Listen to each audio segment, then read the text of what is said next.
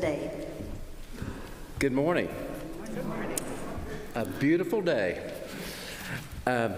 This morning, I'd like to share some words with you that are from my heart. And these words I am definitely speaking to myself. This is a little book that I've had for quite a few years. And I flip through it every morning, just about every morning, and read a page. It is a great way to start the day. And in some of these words, there's going to be a couple of stories, and then there's going to be some Bible verses also. But I'm going to share some words with you.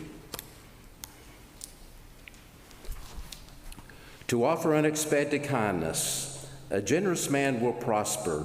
He who refreshes others will himself be refreshed.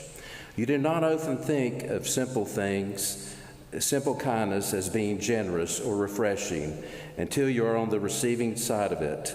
When it is unexpected and unsolicited, you realize an even greater benefit of relief to your complicated life.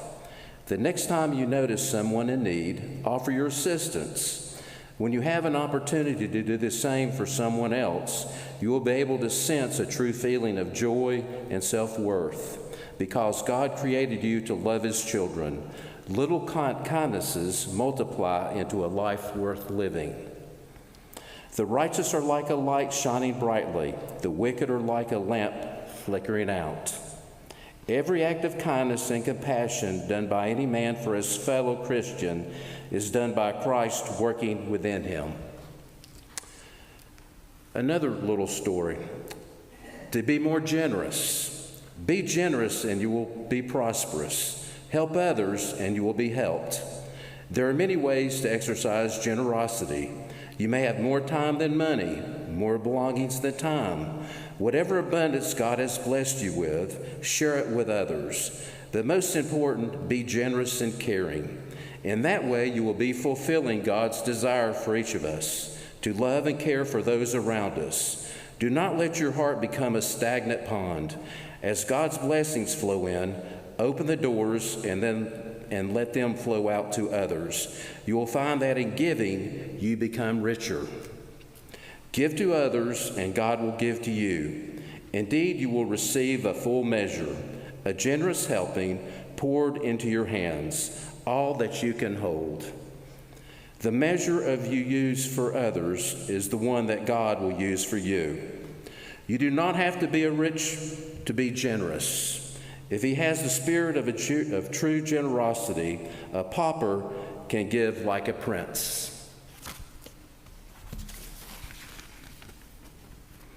Now I'd like to read from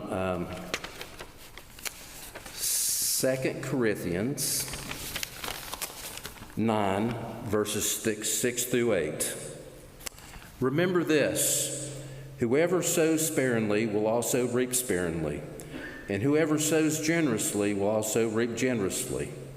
Each of you should give what you in your heart to give, not reluctantly or under compulsion, for God loves a cheerful giver, and God is able to bless you abundantly, so that in all things, at all times, having all that you need, you will abound in every good work. We're also very blessed. We're at a beautiful church here. As we all know, the church is made up of the people. And we have a beautiful building here to worship. And the church helps so many people, both here in our church and outside of our church, as Steve and Laura have said, around the world. But we are so blessed in so many ways. And we're such a giving, loving church. And then also, each day represents and presents many different challenges. There's sickness, deaths of loved ones, business, and so many other various challenges. Our family, and I know everyone's family, goes through certain trials and tribulations at times. Now I'm going to share a little story that I kind of came up with. It's called The Fourth House on the Left. And at our street, we live on the fourth house on the left. And at our home, there's all sorts of not good things going on. There's trouble at home. There's some stress there and so forth, okay? So you drive past the first three houses and you see they're out barbecuing, the kids are out playing in the yard, and beautiful, happy families. And then you say to yourself, why can't our family be happy like those three families in the first three houses? But what you don't understand is the first two houses, they look happy, they seem like nothing's going wrong whatsoever. But once they go behind the closed doors, there's all sorts of not good things going on. But so what we have is we always have God and Jesus to fall back on and fall forward to every day. And God and Jesus are always there to support us, guide us, and help us. So,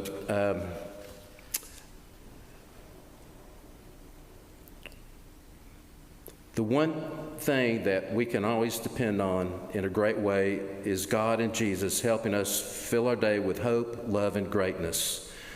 We can always depend on God's, Jesus' love, guidance for us.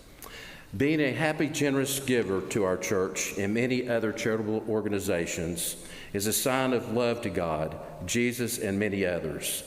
Our gifts can give love and hope to others. The gifts that we make will come back to us in so many blessed ways, so many that we cannot imagine.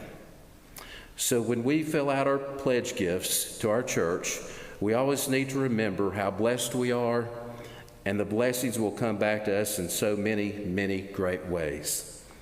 But thank you so much for your time and letting me speak once, Steve. Thank you.